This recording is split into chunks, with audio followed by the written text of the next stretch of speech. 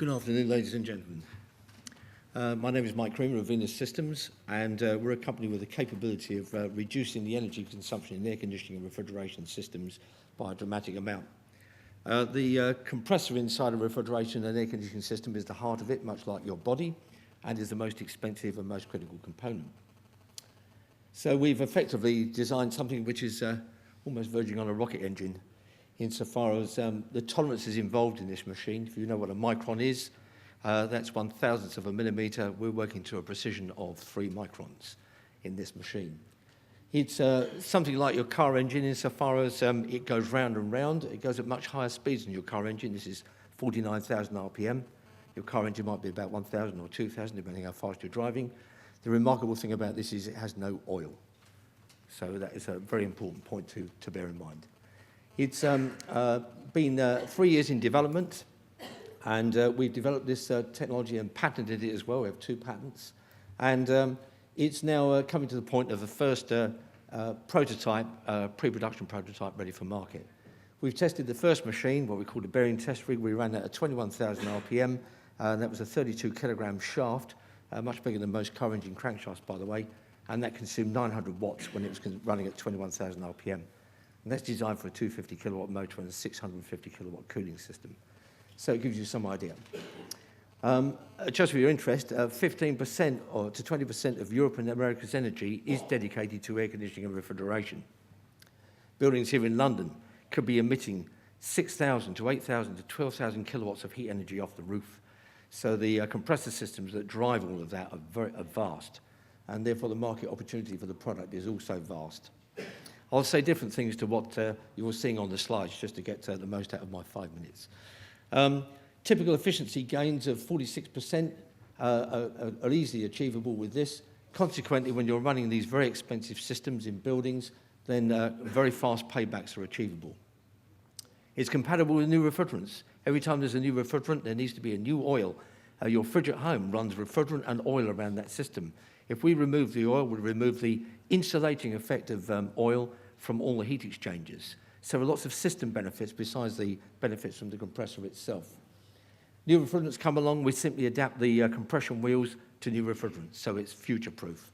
There are about 120 refrigerants now, and they're ever being developed. New series of refrigerants include CO2, HFOs, and so on.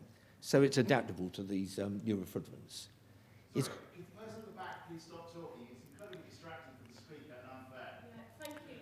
All we can hear at the front is whatever conversation. I'm really conscious that lots of people are turning around, so please could you stop? Thank you. I was just about to say something. Thank you very much. Perhaps they were genuinely interested. Thank you for that. Okay, so the addressable market is absolutely colossal. Some simple internet research by yourselves will actually prove the points that we have here. Hence our determination to make this succeed. There's only one other oil-free compressor in the market.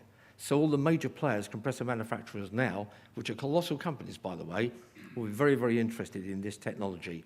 Even if they decide they can do it themselves, eventually, we can probably get them a 3-year advantage in terms of getting to the market faster. So it's our intention to work with some of those major players, some of whom turn over 28 billion. One compressor manufacturer has just finished the manufacturing of his 110 millionth compressor. So it gives you some idea of the volume of the market. So the drivers for this are, we've got to reduce the energy consumption in buildings, as has been said by the previous speakers, very valid comments I'm pleased to have heard there. And my mission in our company is to achieve just that. Here's 1 or 2 more pictures of the machine. It's very much like a turbine, but it's a centrifugal vapor compressor. It's too many features for me to tell you about now. Special motor, special inverter to drive it at a high speed, infinitely variable capacity, and so on. We've completed our business planning. That's been in process now for almost 18 months with our specialist business analyst, Dr. Ian Robbins, and we are pretty confident of the figures that we're seeing. We've got a very, very excellent plan whereby if we continue in accordance with our path, we will actually move into profit for very little investment and very, very soon, especially if we sign up licensees with upfront payments, which is the plan. We're also seeking investment in the business, so we'd like to fund it from two directions. Investment from maybe a specialist company, corporation, or a high net worth individual, and couple that with license and royalty fees from the licensees. The agreements with licensees will also be such that we will not permit them to make certain components. Indeed, they won't be able to make them because they're so specialised. Special processes, special grinding, special coatings, and so on.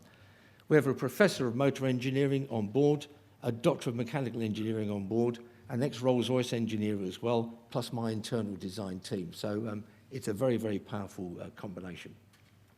So that's us, Venus Systems. We have some packages of information with us and business cards and so on if you would like to make connection with us. Thank you very much for your time. Thank you. Thank you.